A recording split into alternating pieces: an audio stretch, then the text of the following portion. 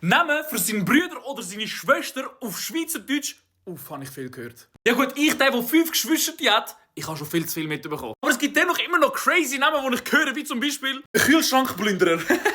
Gut, das wäre jetzt in dem Fall eigentlich ich. Oder letztens bin ich bei einem Kollegen daheim gsi. Dann hat seinem grösseren Bruder gesagt, das war die erste Gen Z-Testversion. What the fuck? Es gibt auch so klassische, die ich immer mal wieder höre, so Huxley, Drama Queen. Ja, schau mal, mein kleiner, herziger Bruder, er ist 2,10 Meter. Gut, ein Name, den ich auch noch öfters höre, ja, das ist mein Albtraum.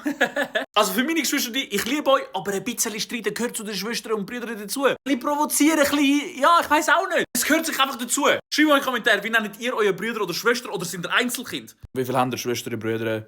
Bin ich da der Einzige mit so einer grossen Familie? Oder auch einer, wo ich öfters höre, ist das Downgrade von mir. Ja, und das Klassische ist einfach so mein Brüder, meine Schwester, meine Sis, mein Bro. Das ist halt ganz klassisch irgendwie. Also ich sage meinen Geschwistern, ja, das ist meine Schwester, das ist mein Bruder, das ist mein Bro, das ist meine Sis.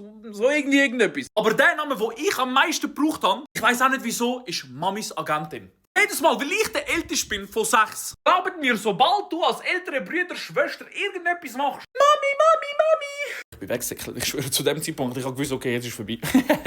Ich habe Fernsehgeräte abgeben, iPad abgeben zum Spielen irgendwie. Mami, komm mal schnell, ist das heftigste Wort, das du kannst sagen als Bruder oder Schwester, also als jüngere Person. Aber es ist Game Over, es ist vorbei.